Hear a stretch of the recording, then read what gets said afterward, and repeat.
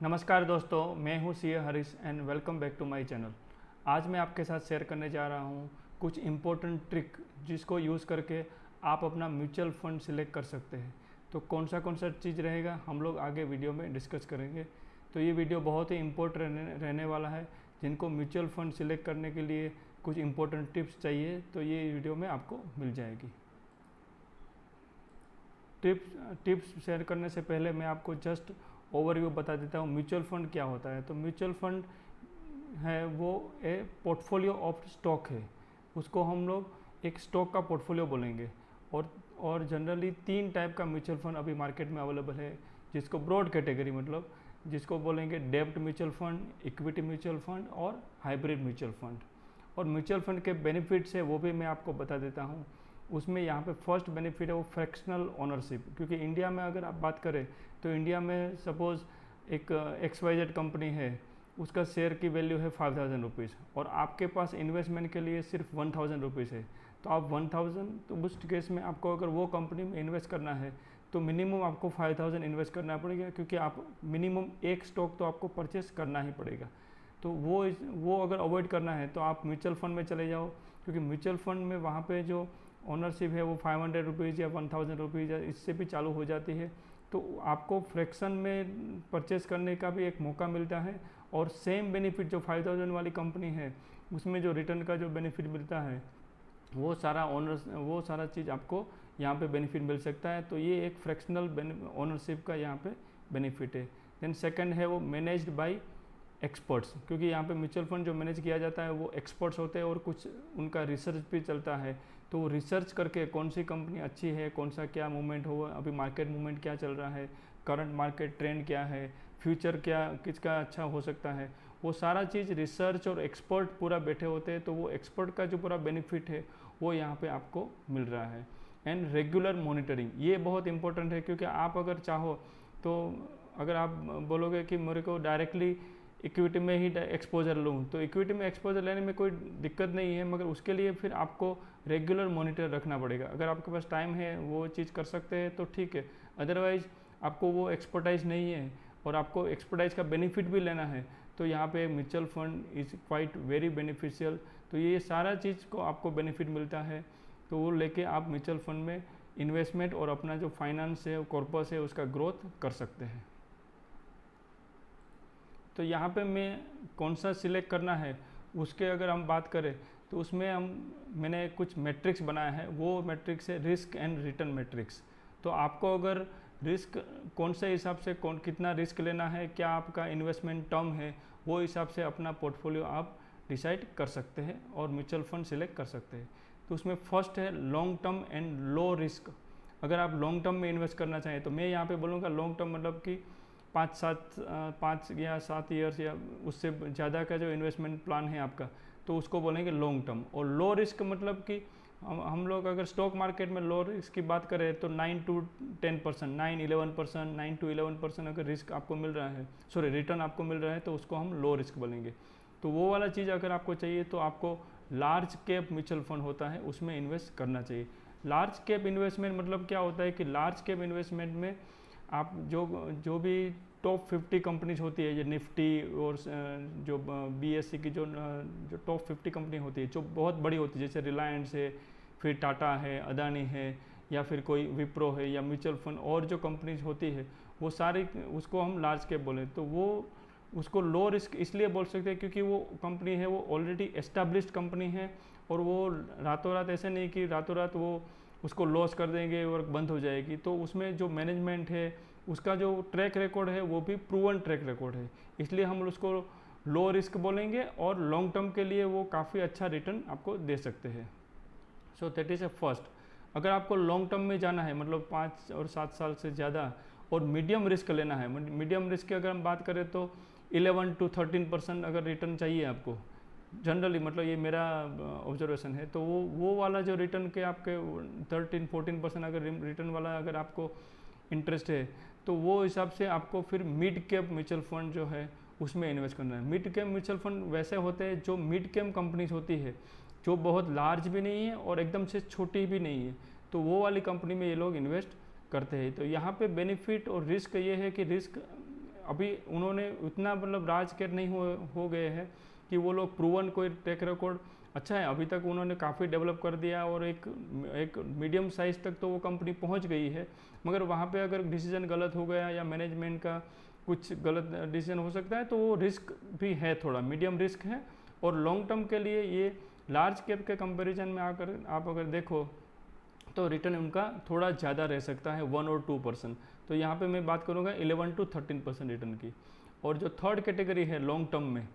Term में third category है वो हाई रिस्क अगर आपको लेना है, हाई रिस्क की बात करें तो 14 to 17% या 16%, तो वो वाला चीज़ जो है उसको हम लोग हाई रिस्क बोलेंगे। और हाई रिस्क में जाना है अगर आपको, तो फिर आपको स्मॉल कैप कंपनी जो होती है, स्मॉल कैप मतलब कि वो बहुत ही लार्ज कैप और मीडियम स्केल से भी एकदम से छोटी कंपनी है, मगर उनका जो फ्यूचर ग्रोथ रहता है वो अगर फ्यूचर आप अगर वो म्यूचुअल फंड जो एक्सपर्ट होते हैं वो उसमें काफ़ी एक्सपर्ट होते हैं और उसको पता होता है कि जो मार्केट ट्रेंड और फ्यूचर जो डिमांड है उसको लेके भले ही वो कंपनी छोटी है या उनका अभी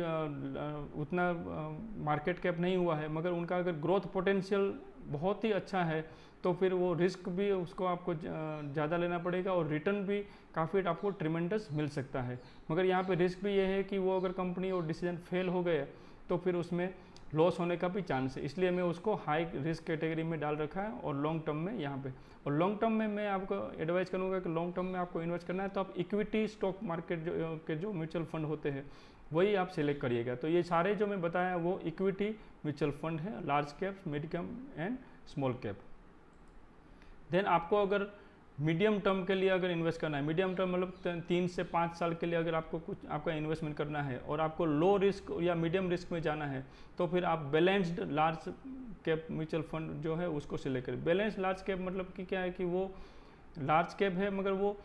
थोड़ा बैलेंस करके चलते हैं, वो डेप्ट में भी थोड़ा इन्वेस्ट करते हैं और इक्विटी में भी इन्वेस्ट करते हैं, उसको हम लोग बोलेंगे बैलेंस फंड। तो पूरा का पूरा इक्विटी नहीं है और पूरा का पूरा डेप्ट भी नहीं है, तो आपको इक्विटी का जो रिटर्न का जो बेनिफिट होता है वो भी मिलेगा और रिस्क भी आपका कम हो रहा है क्योंकि वो डेप्ट में भी इन्वेस्ट करते हैं। तो ये वाला जो म्यूचुअल फंड होते हैं balance mutual fund, balance large cap mutual fund,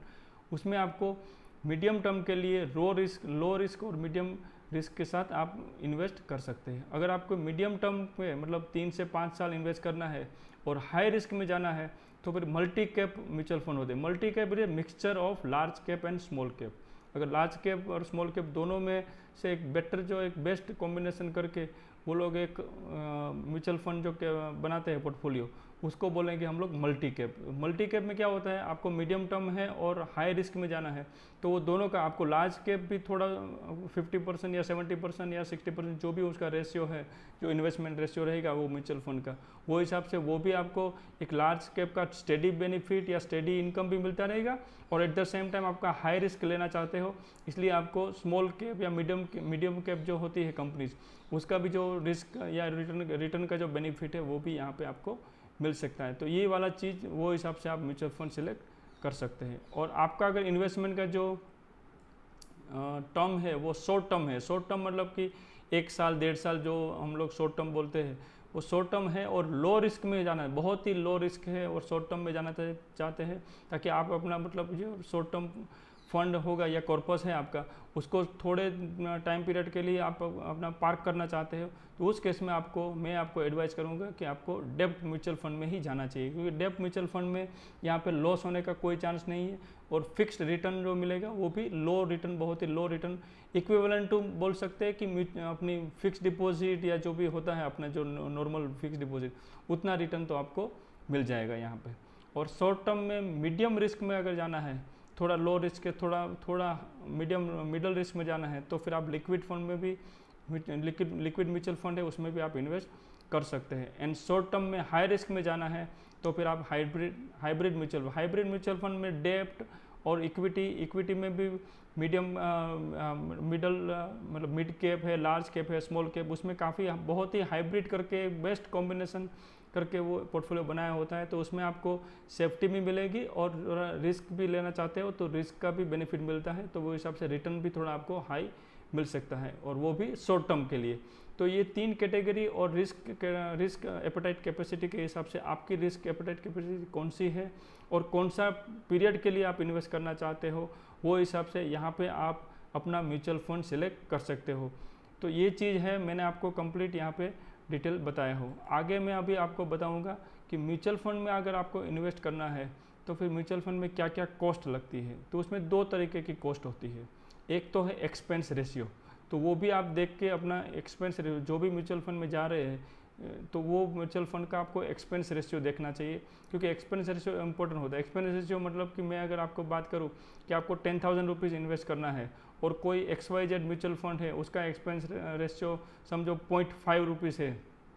तो 0.5 ऑफ 10,000 रुपीज़ मतलब कि 50 रुपीज़ जो है वो आपका 0.5% ऑफ 10,000 50 रुपीज़ जो है आपका वो एक्सपेंस में चला जाएगा। उनका जो म्यूचुअल फंड मैनेज करने का पूरा जो एक्सपेंस है उसमें चला जाएगा, और बैलेंस जो भी फंड है वो आपका इन्वेस्टमेंट होगा, और वो हिसाब से फिर ये चलता रहता है। और दूसरा जो एक कॉस्ट होता है म्यूचुअल फंड में, वो होता है एग्जिट लोड। तो यहाँ पे आप म्यूचुअल फंड में जो भी रिस्पेक्टिव म्यूचुअल फंड आप सिलेक्ट कर रहे हो उसका एग्जिट लोड भी आपको देख लेना चाहिए, क्योंकि आप सर्टेन जैसे कुछ म्यूचुअल फंड है उसमें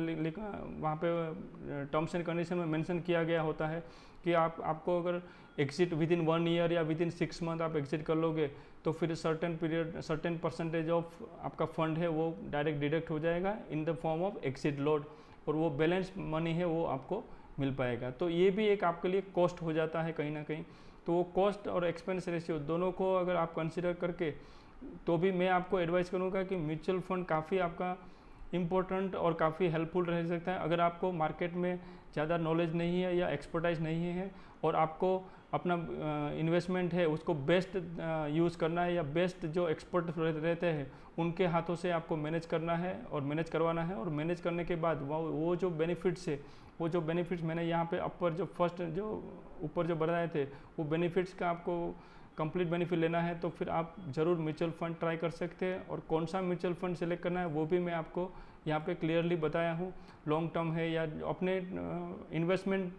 टेन्योर और रिस्क एपेटाइट कैपेसिटी दोनों को एक्सप्लेन करते हुए मैंने यहाँ पे कुछ कैटेगरी सिलेक्ट या सजेस्ट की है, तो वो हिसाब से आप अपना म्यूचुअल फंड सिलेक्ट कर सकते हैं। दूसरा, म्यूचुअल फंड में अगर आपको इन्वेस्ट करना है तो कुछ सेक्टरल म्यूचुअल फंड भी रहता है, जैसे कुछ पर्टिकुलर म्यूचुअल फंड है वो जैसे टाटा की जो कंपनी है उसमें इन्वेस्ट करते हैं, कुछ है वो IT की जो कंपनी है उसमें इन्वेस्ट करते हैं, कुछ बैंकिंग में इन्वेस्ट करते हैं। वैसा भी अगर आप ट्राई कर सकते हैं, मगर उसमें भी थोड़ा रिस्क ज़्यादा होता है, क्योंकि कोई भी एक पर्टिकुलर सेक्टर में चले जाओगे, वो सेक्टर में फिर आपको अगर बेनिफिट मिलेगा या वो सेक्टर फेल हो गया तो फिर आपको लॉस होने का भी ज़्यादा चांस रहता है। तो वो वाला चीज़ भी आप, अगर आपको कुछ परसेंटेज अपना मनी पार्क करना है और आपका एस्टिमेट है कि ये पर्टिकुलर सेक्टर है वो अगले 5 साल 10 साल में काफ़ी अच्छा ग्रोथ मिलने वाला है, जैसे अभी मैं प्रीवियस वीडियो में बताया था कि रिन्यूएबल एनर्जी है या फिर अपना इलेक्ट्रिक व्हीकल है, EVs है, वो जो सेक्टर्स है उसमें अगर आप चाहें तो इन्वेस्ट कर सकते हैं। और वैसे कैटेगरी के म्यूचुअल फंड भी अवेलेबल है मार्केट में होते हैं, जैसे टेक्नोलॉजी वाले भी म्यूचुअल फंड, काफ़ी टेक फंड भी रहते हैं, तो वो सिर्फ टेक्नोलॉजी वाली कंपनी है उसमें इन्वेस्ट करते हैं, तो वो भी आप सिलेक्ट करके अपना म्यूचुअल फंड सिलेक्ट करके वो हिसाब से अपनी इन्वेस्टमेंट को मैनेज कर सकते हैं और बैलेंस कर सकते हैं। तो ये काफ़ी इम्पोर्टेंट और यूज़फुल इन्फॉर्मेशन मैंने आपके साथ शेयर किया हूँ। मैं आशा करता हूँ कि ये वीडियो आपको काफ़ी हेल्पफुल और यूज़फुल लगा होगा। तो ये वीडियो को ज़रूर लाइक और शेयर करिएगा, और मेरी चैनल को भी जल्दी से सब्सक्राइब कर लीजिएगा for getting this type of regularly financial and other investment tips. Thank you.